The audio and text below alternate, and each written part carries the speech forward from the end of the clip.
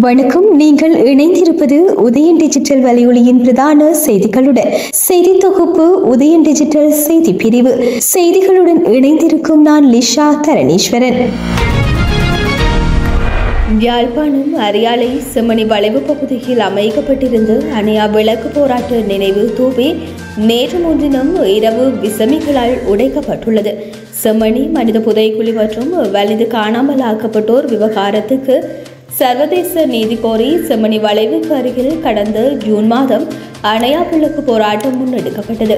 மக்கள் செயல் எனும் தன்னார்வ அமைப்பால் முன்னெடுக்கப்பட்ட இந்த போராட்டம் நாடளாவிய ரீதியில் மட்டுமல்லாமல் சர்வதேச ரீதியிலும் பெரிய அளவில் பேசுபொருளானது. இந்த போராட்ட ஞாபகார்த்தமாக அமைக்கப்பட்டிருந்த தூபியே தற்போது உடைக்கப்பட்டுள்ளது. இந்த செயற்பாட்டுக்கு பல தரப்பினரும் கடும் கண்டனம் தெரிவித்துள்ளனர். தூபியை சீரமைக்கும் பணிகள் உடனடியாக ஆரம்பிக்கப்பட்ட நிலையில் நேற்று மாலை அந்த தூபி மீளவும் நிறுவப்பட்டமை குறிப்பிடத்தக்கது.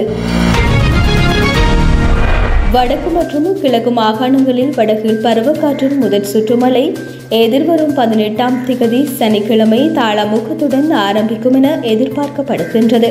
18ஆம் திகதி ஆரம்பிக்கும் முதற் சுற்றுமலை 30ஆம் திகதி வரை தொடரும் வாய்ப்புள்ளதாக யாழ்ப்பாண பல்கலைக்கழக புவியியல் துறை தலைவரும் வானிலை ஆய்வாளருமான பேராசிரியர் நாகமுத்து பிரதீபராஜா தெரிவித்துள்ளார்.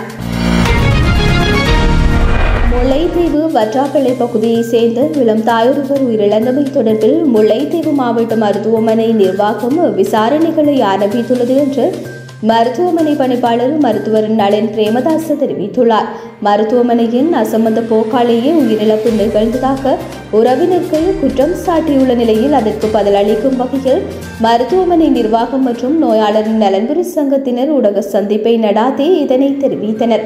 வற்றாப்பள்ளியை சேர்ந்த இளம் தாயொருவர் அண்மையில் மருத்துவமனையில் சேர்க்கப்பட்ட நிலையில் உயிரிழந்தார். அவரின் இறப்பு குறித்து மருத்துவ அறிக்கையில் நோயாளியை மருத்துவமனைக்கு கொண்டுவர காலதாமதமே காரணம் என குறிப்பிடப்பட்டுள்ளது.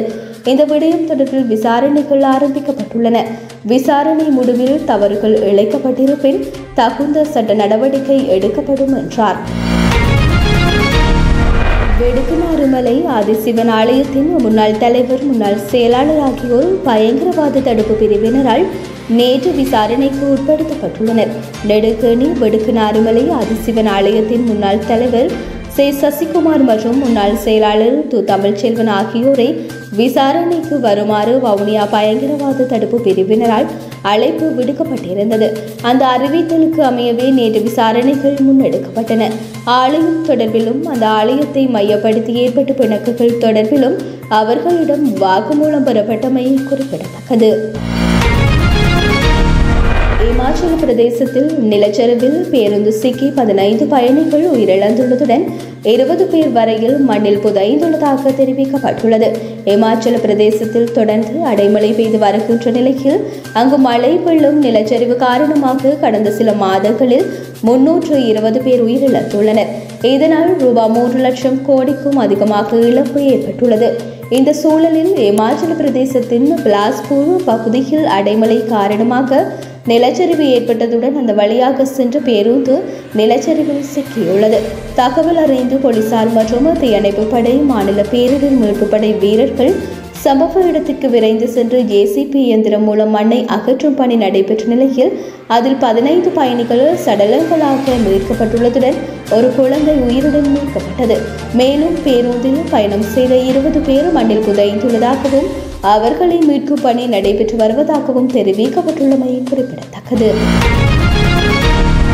தெற்கு பிலிப்பைன்ஸில் இன்று 7.6 ரிக்டர் அளவில் நிலநடுக்கம் ஏற்பட்டுள்ளதாக சர்வதேச ஊடகங்கள் தெரிவித்துள்ளன. அதே நேரம் சுனாமி எச்சரிக்கை விடுக்கப்பட்டு கடலோர பகுதிகளில் உள்ள மக்கள் உயரமான பகுதிகளுக்கு வெளியேறுமாறு வலியுறுத்தப்பட்டுள்ளனர். மிண்டானாவோ பிராந்தியத்தின் டவோ ஒரியண்டலில் உள்ள மனாய் நகரத்திற்கு அருகிலுள்ள கடற்பகுதியில் இந்த நிலநடுக்கம் ஏற்பட்டுள்ளது. 10 கிலோமீட்டர் ஆழத்தில் குறைந்த நிலநடுக்கம் பதிவாகியுள்ளது. நிலநடுக்கத்தின் பின் அதிர்வுகள் குறித்து பிவோல்ஸ் நிறுவனம் எச்சரிக்கை விடுத்துள்ளது.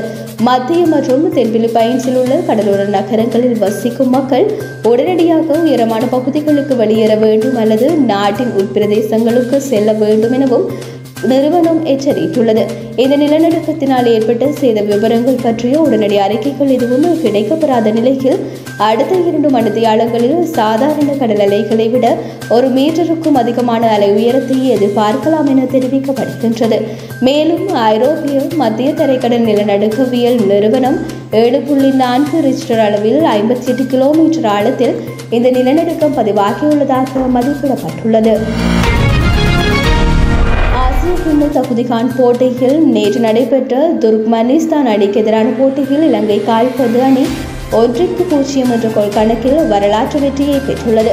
கொழும்பு குதிரை பந்தய திடல் மைதானத்தில் நேற்று நடைபெற்ற போட்டியில் முதல் பாதி ஆட்டம் கோலின்றி முடிந்த நிலையில் 2வது பாதியில் 66வது நிமிடத்தில் வைத்து எதிரணி கோல் கம்பத்தை ஆக்கிரமித்த லியோன் பெரேரா கோல் புகுத்தினார். இதன் மூலம் 1-0 என முன்னிலை பெற்ற இலங்கை அணி அதனை வெற்றி கோலாக மாற்றியது. துர்க்மெனிஸ்தான் அணிக்கு எதிராக இதுவரை 6 முறை போட்டியிட்டிருக்கும் இலங்கை அணி அந்த அணிக்கு எதிராக பெறும் முதல் வெற்றி இதுவாகும்.